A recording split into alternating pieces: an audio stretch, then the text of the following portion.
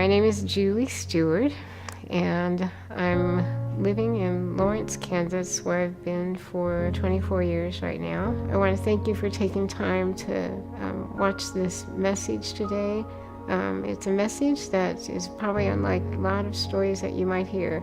The fact that I have a physical disability wasn't something that my family or my parents were aware of until I was getting close to a couple of years old and I wasn't walking.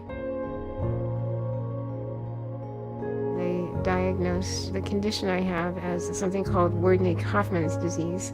I actually was sitting in the room at the time when the doctors told my parents that I probably would not live past my teenage years, but somehow God had a different plan, and He's been so strong to keep me healthy and active.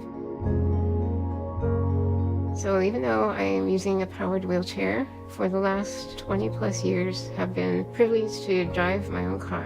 God gave me this vehicle back in the 1990s, and I immediately took up that privilege and enjoyed learning how to drive. I had some really specialized friends that taught me how to drive a vehicle, if you can believe it or not, with a joystick mechanism, just like what I use on the powered wheelchair. So I've been driving for approximately 20 plus years right now.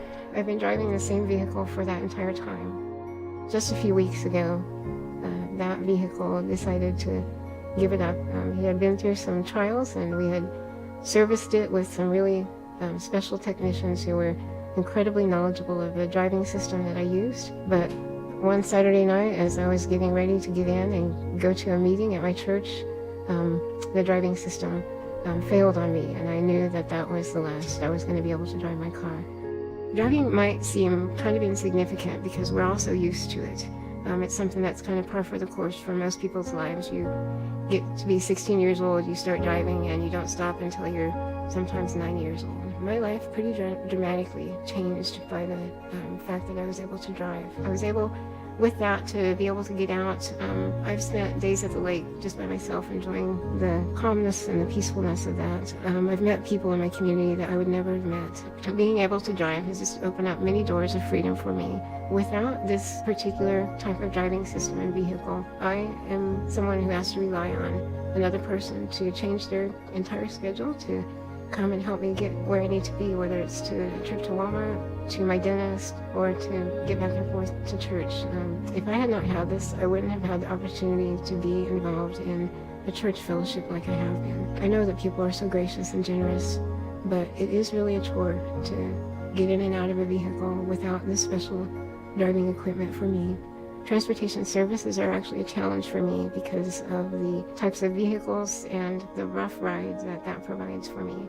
Whenever I use those transportation services, I actually have to have someone ride along with me because the ride is rough and my body is physically jolted more than I can sustain without someone holding me in place. Having this driving system is a privilege, yes, but it's also something that has become just almost vital for my life. Being able to be active, and in turn, my being able to be active contributes to my health a great deal. So I've appreciated that benefit of driving as well.